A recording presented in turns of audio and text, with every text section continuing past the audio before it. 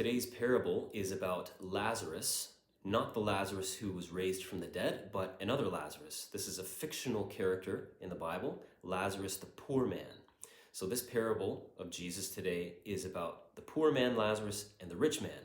And we don't know the rich man's name, but the story is about the two of them.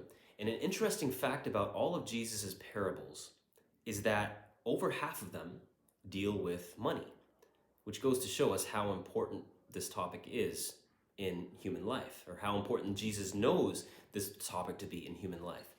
And so in his parables, the image of money or riches obviously refers to physical wealth, but not only physical wealth.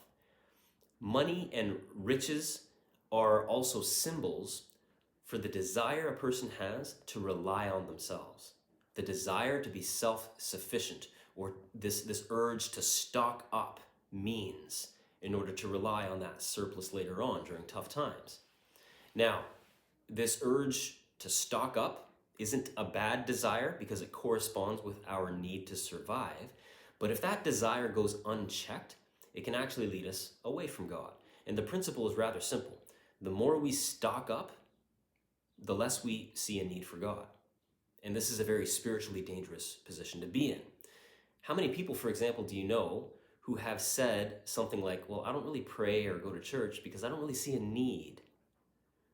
You know, it tends to be the case that when people uproot themselves and emigrate or move to another land or another country, their faith is pretty strong. You know, if you look at some of the churches, well, many of the churches in North America that are the most vibrant, it's largely because of a growing immigrant or minority population. And the reason, or one of the reasons, is pretty simple. They don't have much in terms of money or security when they land in their new home, and so they're forced to rely on their faith in God. But historically speaking, when a population has established itself in its new country or in its new land, and they're there for a few generations, perhaps developing, a comfortable means of providing for themselves, and their life situation is not so dire and desperate, there's nothing wrong with that, obviously, but the sad reality is that their faith in God suffers, thus experiencing another type of poverty, the poverty and the coldness of not having an ongoing relationship with the Lord. Now, this is not a pattern that applies in every circumstance, but it is an observable fact, and it's something that we would do well to sort of strive to guard against. So the invitation for us today is to never forget just how dependent we are on the providence of God, and to never ever lose sight of that, no matter how prosperous we can become.